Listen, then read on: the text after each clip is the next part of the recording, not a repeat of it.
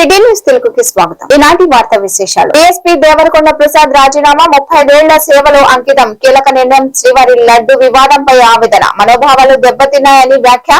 Nellore PS లో ఫిర్యాదుకు స్పందన లేదని ఆరోపణ. సీఎంపై కేసు కోరినా చర్యలు లేవని విమర్శ. గవర్నర్ అవకాశం లెక్క హైకోర్టు ఆశ్రమం. పవన్ కళ్యాణ్, నారా లోకేష్ లపై ఫిర్యాదు. సోషల్ మీడియా వ్యాఖ్యలపై 100 మందిపై కంప్లైంట్. ఆదివాసీ సంస్కృతి పరిరక్షణకు కమిటీ డిమాండ్.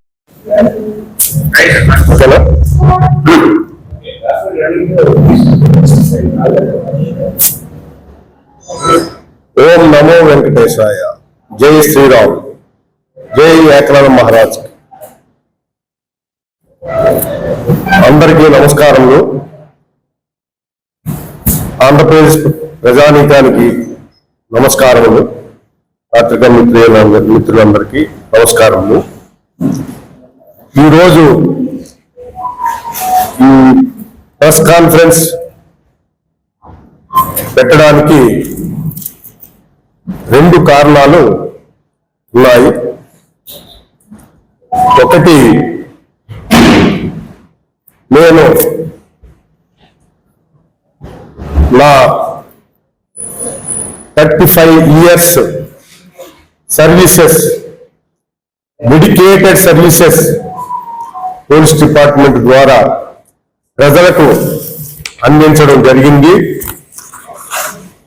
బాధాతప్త హృదయంతో నా ఉద్యోగానికి ఫస్ట్ గా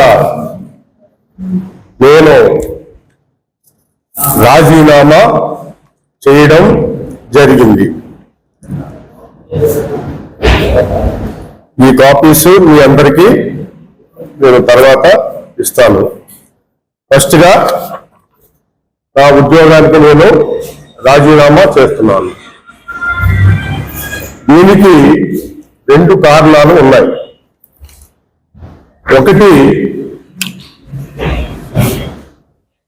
సనాతన హిందువుగా భారతదేశంలో ఆదివాసీ తెగకు చెందిన స్వచ్ఛమైన హిందువుగా పుట్టి, హిందువుగా పెరిగి, హిందువుగా ఈ స్థాయికి వచ్చి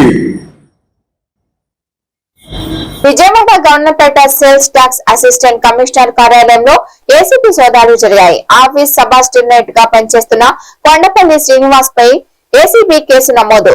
కొండపల్లి శ్రీనివాసరావు ఆదాయానికి మించిన ఆస్తులు కలిగి ఉన్నారని అభియోగంపై ఏసీబీ అధికారులు తనిఖీలు చేశారు. శ్రీనివాసరావు కార్యాలయంతో పాటు విజయవాడ 1 టౌన్ పీసీ సమీపంలోని శ్రీనివాసరావు నివాసం, ఆయన సోదరుల ఇళ్లలోనూ ఏసీబీలు సోదాలు చేశారు.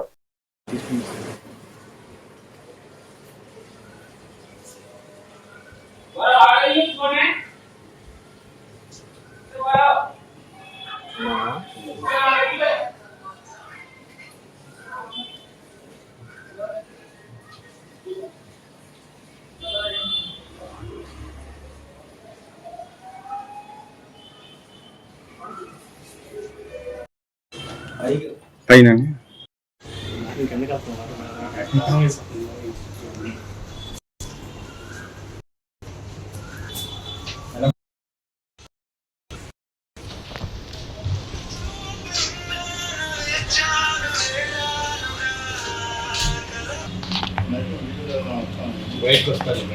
బయటకు వస్తాను చేస్తున్నాను.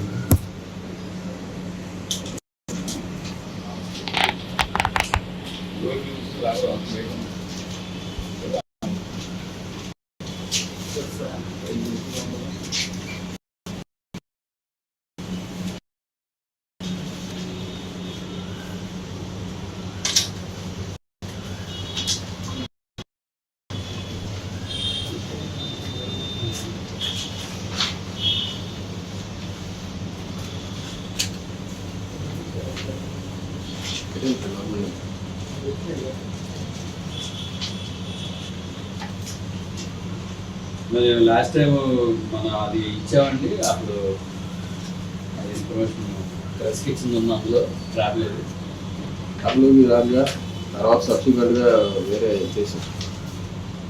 అప్పుడు ఇవ్వలేదు, అది వెంటనే జరగలేదు కదా సార్. 4-6 రోజుల తర్వాత చూసాం. ల్యాబ్ ఒక ప్రశ్న కూడా ఇచ్చింది ఉన్నాను ప్రెస్కి యాప్ మెసేజా? మెసేజ్ మామూలు మెసేజ్ కాదండి. యుద్ధాలు టారిఫ్ల ప్రభావంతో నష్టాల్లో ఉండి 30,000 ఎకరాల్లో ఆక్వా సాగు ఆందోళనగా ఉన్న సమయంలో దశాబ్దం తర్వాత ఏప్రిల్ నెలలో నీరు అందించడమే కాకుండా అనేక సమస్యల పరిష్కరించిన స్థానిక ఎమ్మెల్యే వెనగండ్ల రాముకు ఆక్వా రైతులు కృతజ్ఞతలు తెలియజేశారు.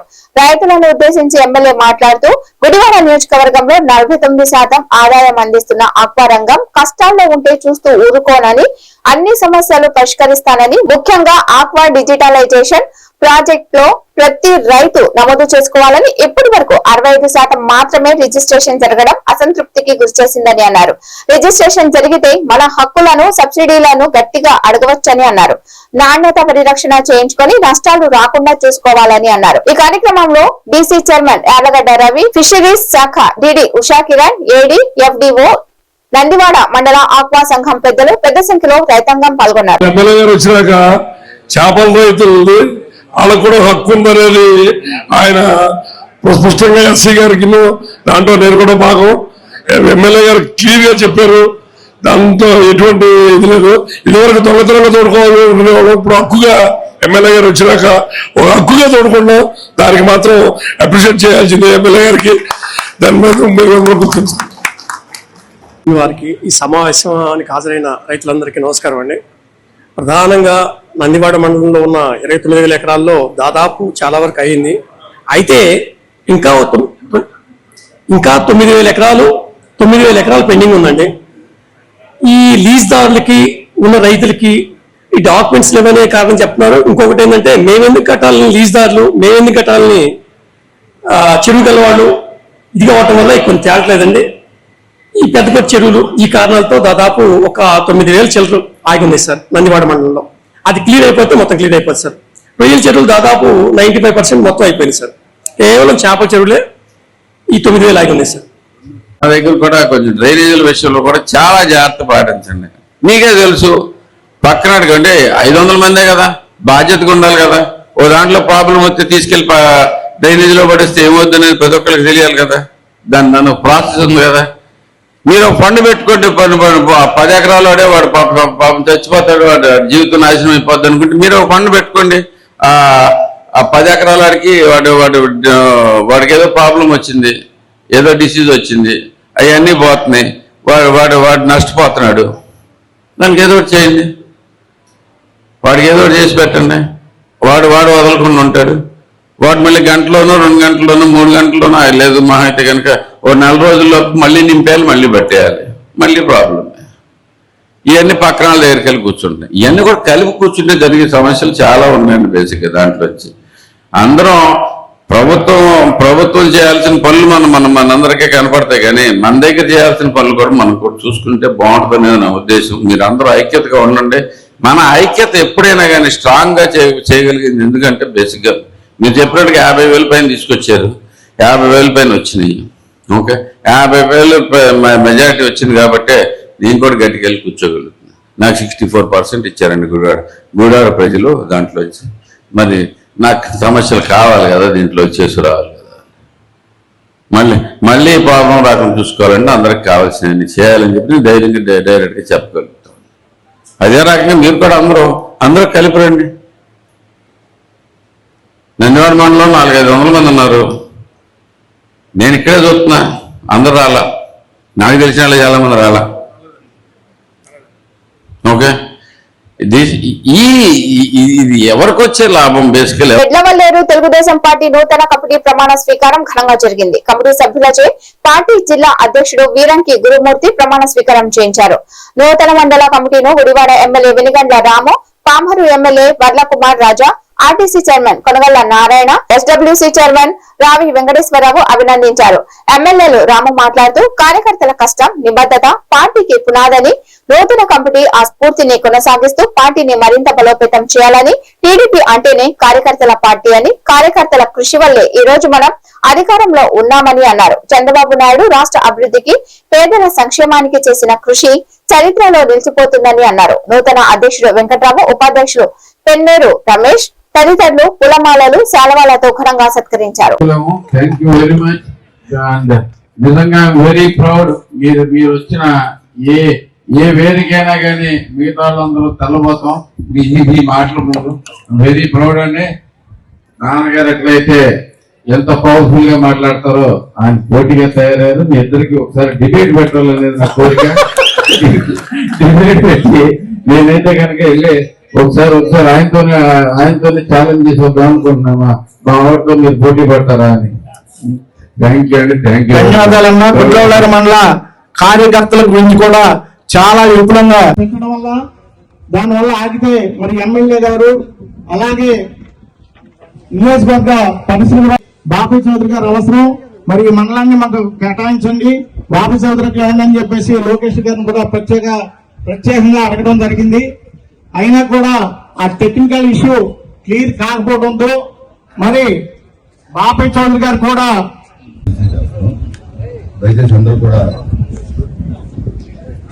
ప్రమాణ స్వీకార కార్యక్రమం ప్రారంభమవుతుంది. మీరు ముందుగా మీ పేరు నేను చెప్తాం, ఎవరి పేరు వాళ్ళు చెప్పండి. నేను అంటాను, మీరు పేరు చెప్పండి. అక్కడి నుంచి చెప్పేదంతా కూడా కరెక్ట్గా చెప్పండి.